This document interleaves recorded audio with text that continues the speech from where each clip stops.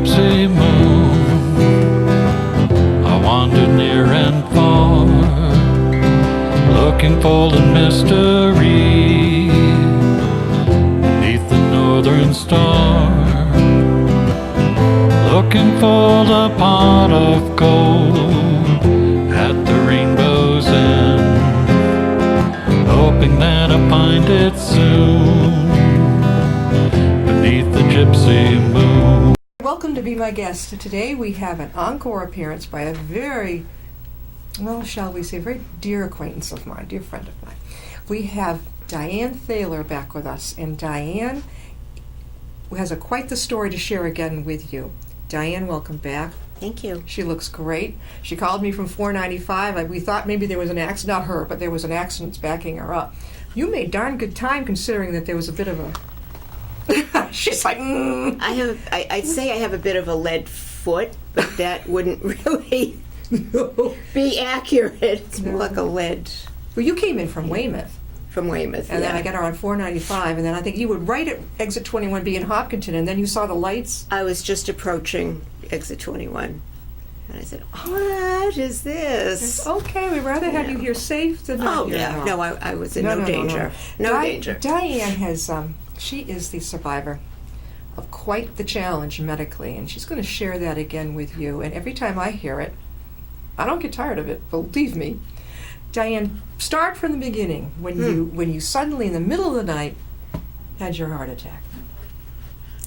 Okay. It was a little over 3 years ago, and I did, as you said, I woke up out of a dead sleep, and almost was a dead sleep, literally, and with I can't even describe it, but a burning, crushing pain right at the center of my chest.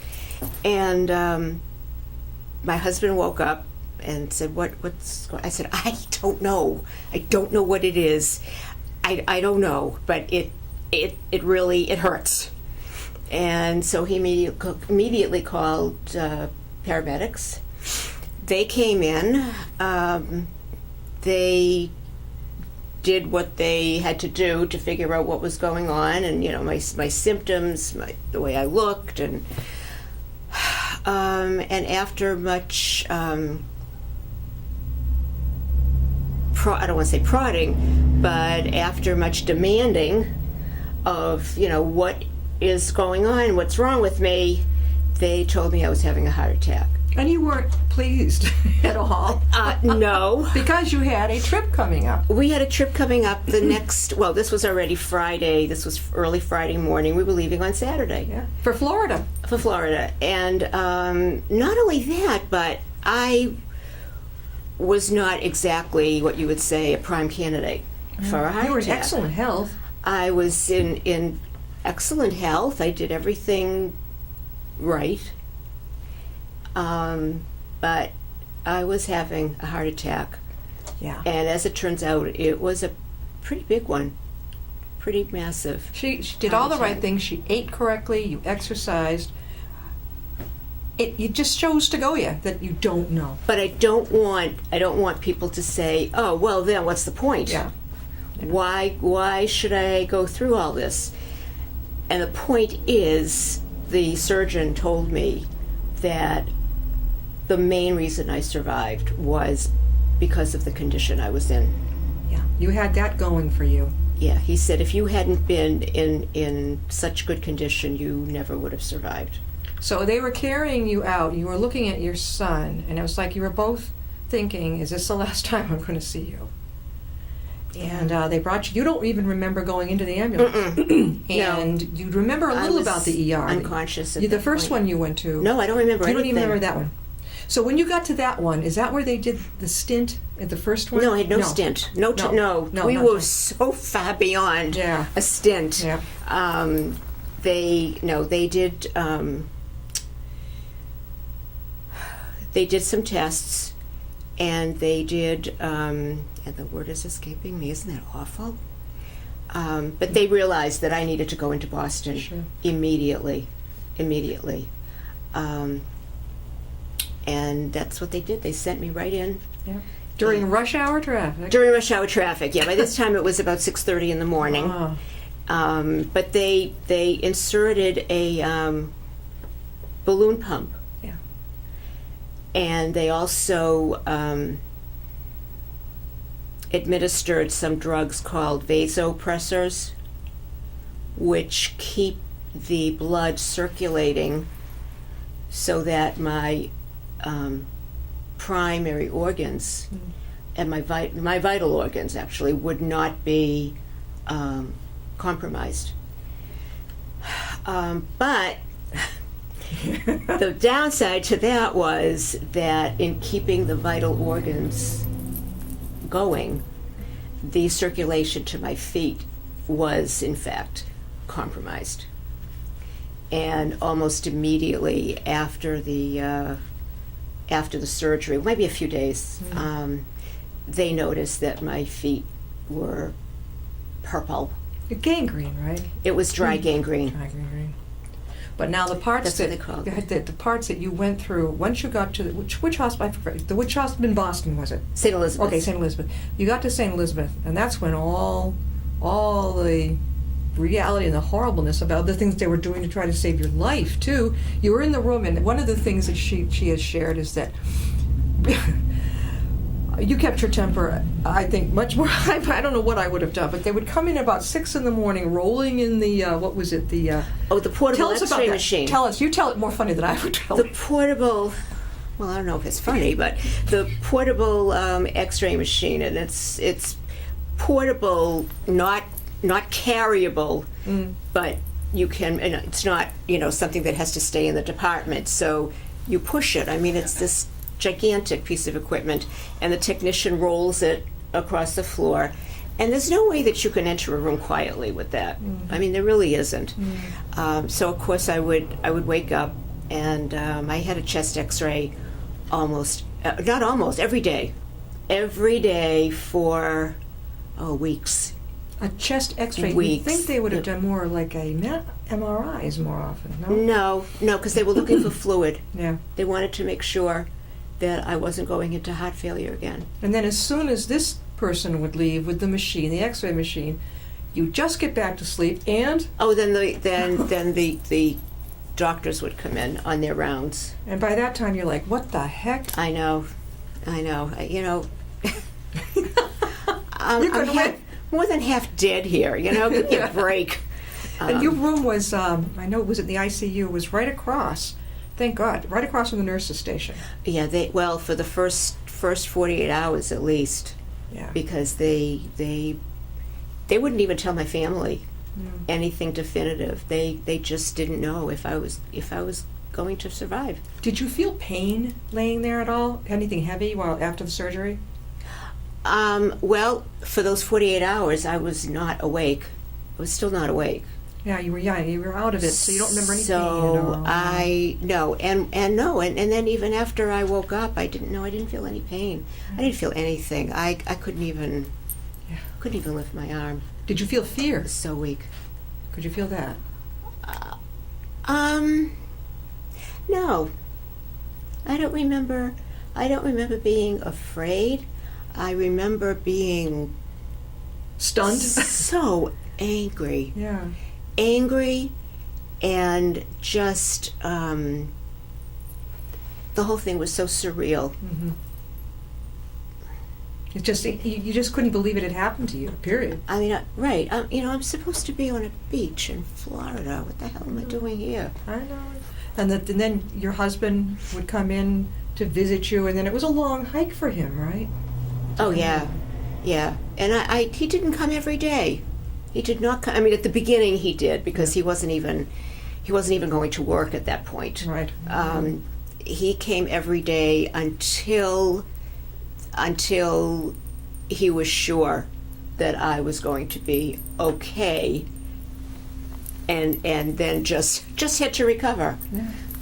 So And then I know that you had 2 people sneak in. She was in ICU, and they don't generally let anybody in other than family, right? And maybe 1 or 2 at a time. Your rabbi snuck in a school friend snuck Well, he didn't sneak in. By the time my rabbi came, he didn't have to sneak in. My friend came. She came I think during that first week. Yeah. I mean, I'm Out of surprised it. that I remember it. Yeah. I'm really surprised that I remember it. But she came in and she said, I'm probably not supposed to be here, but I just had to see you. I think she wanted to make sure that I really was still alive. And your rabbi came out with quite the comment. Yeah. But He said, that's "You sure our was it? rabbi, You and sure I know how just to love him. I you sure- love. was it you you- sure? You sure know how to scare. the hell out of right?" Well, that's not exactly what he said. Just scare the. Oh, But he said, okay. he said, you sure know how to scare the hell out of a lot of people at once. Yeah. That's what he said. Yeah, and it's good that he got in there. I like that he. Maybe they let him in because he's the clergy. Probably. I Yeah. don't think they're going to say no to the clergy. Probably. No, I know that over at UMass they have all kinds of clergy. I think over Yeah. there. I mean, just about every religion can go in this room and do Right. whatever they want to do, which Right. is great. If I had been you sitting there, I think you bring in everybody you can. I don't Oh, care. yeah, right, right. They'll say, they'll ask, well, what religion are you? And you go in, and I'm like, I said, I'll take anybody you got. It might not help, but it certainly couldn't hurt. Of course not. And then, then all of a sudden, you were getting better from the heart attack and the surgery, which was traumatic enough. But now you began to realize the legs. Yeah. That it was, that was really the most unbelievable. I don't know how many times a day I would say, either to myself or out loud, I just can't believe this. I just can't believe this. Yeah. And The double whammy. double whammy. And when, after several visits with vascular surgeons, it was obvious that there was no other alternative. And it was because the oxygen during your hospital stay hadn't gotten down to your limbs. And there was, and I've heard about this. I've heard about this a lot since this happened to me, and I consider myself lucky because I have heard about people whose hands were affected. And my daughter was visiting me, and we were just kind of talking a little. I didn't really have a lot of strength to have an extended conversation, and I said to her, I said, are you okay with this? That's when you broke it to her what was going to happen. Are you okay? No, she already knew. They knew. already knew. Yeah. I said, are you okay with this? Yeah. And she said to me, are you okay with it? Yeah. Are you okay? I said, I think I am. Yeah. I think I am. But I really wasn't, because now these visits to surgeons were over a period of weeks, because they wanted to wait in between visits to see if anything happened, if there was any regeneration of tissue or just something. You were home already. And No. You were still there. No. You I were was still there. in the ICU when I had this conversation Yeah. with my daughter, Yeah. and she said, that's when she said, "Are you okay with it?" And I thought I was, but then when I had the visit that confirmed that we would have to do the amputations, and the doctor told me about where the break would be. Yep. That's When it hit I you. think that's when it hit me. Right below around your knee. That's when it hit. No. About halfway between Halfway? Mid-calf? my ankle and my knee. Yeah, mid-calf. Mid-calf. And all of a sudden, it hit me. I said, wait a minute. Wait a minute. I have to drive. I have to work. I have to, what about the gym? What about the beach? What about, and it was like these missiles, just kind of diving at my brain. Yeah. And I just, Did you say that to the doctor? Like, what am I going to do? And then they told you that, well, the good news is you can have prosthetics. he didn't really say anything at that point. I think they probably figure, let's wait, wait till the patient calms down. But my husband was there. There were the paramedics that had brought me over to the hospital because I had to go by ambulance Yeah. because of an IV medication I was getting. So they had to watch it every second. They couldn't leave me for a second. So they had to come into the examining room with me. Sure. And I'm, having the mother of all meltdowns, and everybody's crying. Everybody's crying. My husband was crying. They were tearing up. It was not. It was not a good day. No. It was not a good day. Did you have a roommate, or were you alone? I was alone. ICU is all Yeah, private right. rooms. Yeah. All private I'm rooms. glad you didn't have a roommate. Yeah. Oh no. That would have been. That would not have been appropriate. I don't And think. that was, and from then on, that was the beginning of my journey, and I was determined that I wasn't going to be an invalid, and I was going to do whatever they told me to do, and because I wasn't going to curl up in a ball and wait for No. death. No. So And then you went through rehab, and that was a challenge. went through rehab, Oh, but I had the most fantastic physical therapist. and you said they work as a team occupational together, right? therapist. Sort of team when you were in the hospital? Well, what I meant by team was, I think that was referring to the nurses. Mhm. They had a team of a day nurse, an evening nurse, and a night nurse.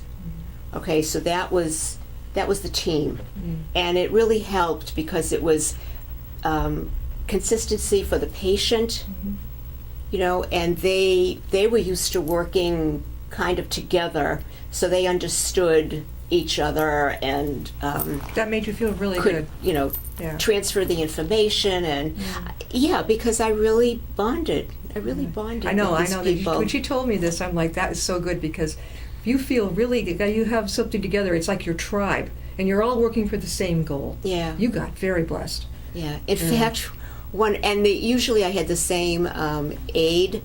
They're really certified nursing assistants, but to make it easy, Yeah. they're called aides, and I don't think that gives them I know it's the not a- credit no. that they deserve, because they're very smart, they work very hard. But I did have one particular woman that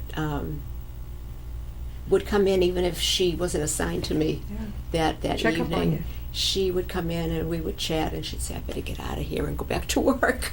Well, I know you told me about the Hoya lift experience. Was it the Hoya lift? Oh, that was fun. Well, I don't know if it was a Hoya, but it was that type of mechanism, because Hoya I think is the brand name. Yeah. But I think it's like, Kleenex. We call all tissues Kleenex, even though they might be some other brand. Well, they wanted to get me out of the bed because I had been really lying in that bed for a good 4 weeks. Yeah. And that's not good. So they brought in this contraption. It's, I don't know, this big huge frame with these chains and bars And the canvas part. all kinds of stuff, and a big canvas sling. And I thought, oh my God, this is not going to be fun.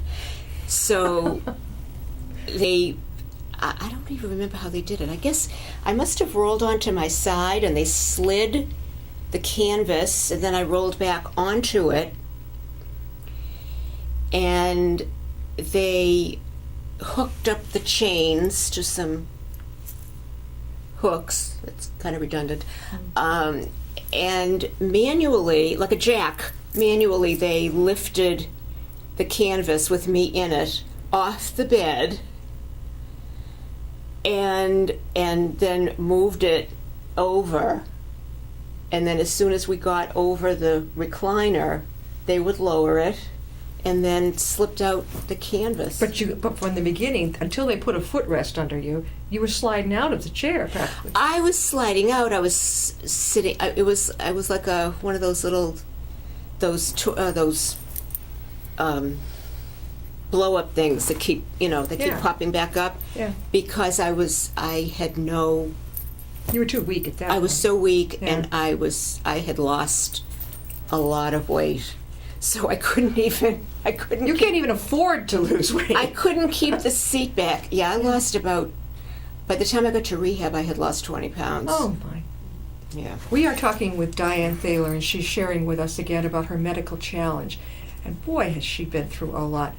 So there was a point where they told you couldn't have anything to drink. What was it? And you sucked the fruit, right?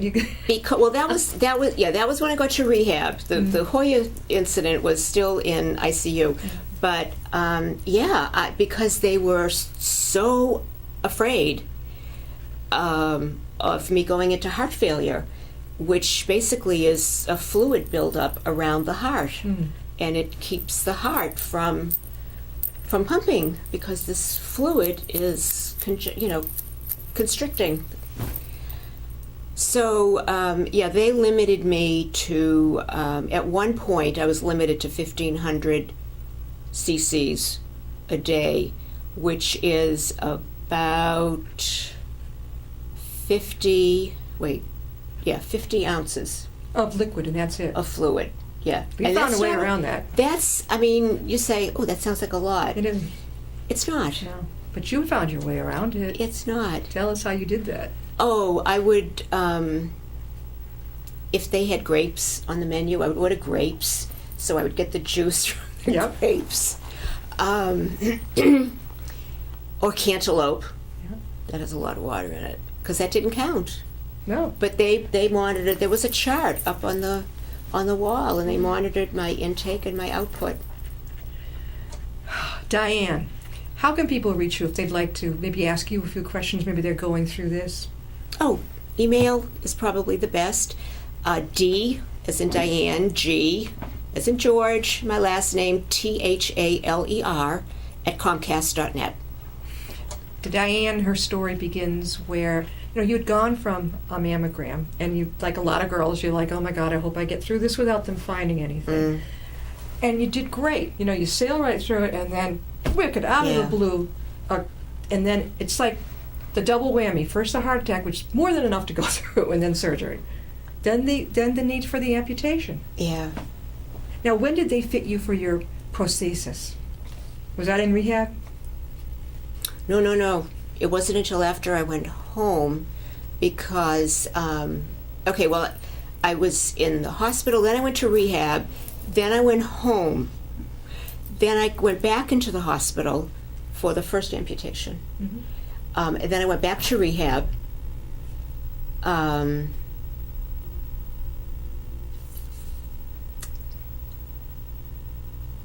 And then went home. That's when I think I was measured in June. They measured my leg in June because, first of all, you have to wait. You have to wait for the incision to heal. Yeah. I mean, it's going to be painful enough. That's why they don't do two at a time, right? Well, they do. They do. You They chose do not sometimes. to. I chose not to. Yeah. They they came to my house actually, and they took some measurements, and then the plan was to have the first one before they took the second bottom second half one. of my leg. But for reasons that they can read in the book, we couldn't do that. We couldn't wait. No. Diane has a book coming, and it's going to be about her story. And we hope, well, you hope, hopefully in the near future, not too far distant. It won't be. It won't be in the far future. It will You be. can read about her experience. We're going to have her back, and we can show the book, and hopefully there'll be a copy downstairs on the author's dedicated wall that we have for all authors who've appeared on Be My Guest. And you'll be able to borrow her book, too, and enjoy that as well. So this is going to be really, really super. She will be back. This woman has been through an amazing story. And look at her. You're a real estate agent. I'm a You real get estate around like agent. crazy. I go up and down the stairs. Yeah. I don't show only ranches. I show colonials How about capes? and capes Yeah. and capes. I go up and down the stairs. And you drive. I obviously. drive. She came here from Weymouth. I drive, and I go shopping, and I Do it all. go to my grandchildren's sport games, and Yeah. And your family saw you adjusting so positively. You were the power of example, and you were the inspiration too for them, because they must have, my God, how's she going to get through this? Well, you showed them. I guess I did. You certainly did. I guess I did, and I really want to show other people too that it, Yeah, doesn't have to be the life isn't over. Not the end of the world. And It's not her the end of the world. determination, you were just determined. I am not going to slow down. I think your determination was there. It's all even before even the heart attack. And they carted you out to the ambulance. Your spirit, your spunk, like, I can't be having a heart attack. I don't have time for this. We're going to Florida tomorrow. That attitude, that was a fighter. And you wanted to know right off. The ENTs, God bless them, were so busy they weren't sharing with you what was wrong. And you kept. Finally, your husband said, "You better tell her because she's very familiar with the medical world, right?" And then when they did share with you, you were like, "What? How can this be?" But you show us gals out there that this can happen. It happened to you in the middle of the night. And was it your doctor said most people die From this type of heart attack.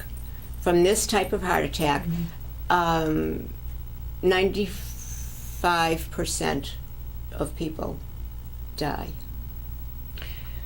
Boy, see, And the fact that I didn't, it wasn't over. I had a less than 50% chance of surviving the surgery. yeah, that was. I mean, you were probably the doctors were like, "My God, she's." I know they were.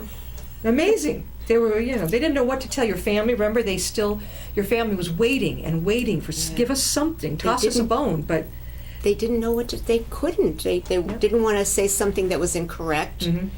They had nothing. And then Diane makes it successfully through this rare heart attack type of situation. Not, and then she gets the whammy of she needs both lower legs amputated from the gangrene, the dry gangrene. So now you've got this challenge. Not everybody would have stepped up. A lot of people, I understand, would cave, oh my God, no. And they would deep depression, but you fought that. I had my moments. Yeah, but that's okay to cry. It's okay. I still have them. Yeah. I still have them. But fortunately, they're not as frequent as they used to be. What a walking miracle we have here. And don't forget, she is going to have a book coming out. And I'm not going to divulge the title. I'm going to keep that a secret. But it is going to be, you heard a little bit about it today on the show. We'll get her back again for a third encore appearance. And she'll be, hopefully, showing the book. And you get to see a little bit more and learn more about what she's been through. And she's been a power of example to me. It's been a joy knowing her. And it always will be. Thank you so much for being on, Diane. Thank you, Jen. You're welcome. We'll see you next time. Riding on a shooting star, heading out toward a dream. Tomorrow's even closer than it seems.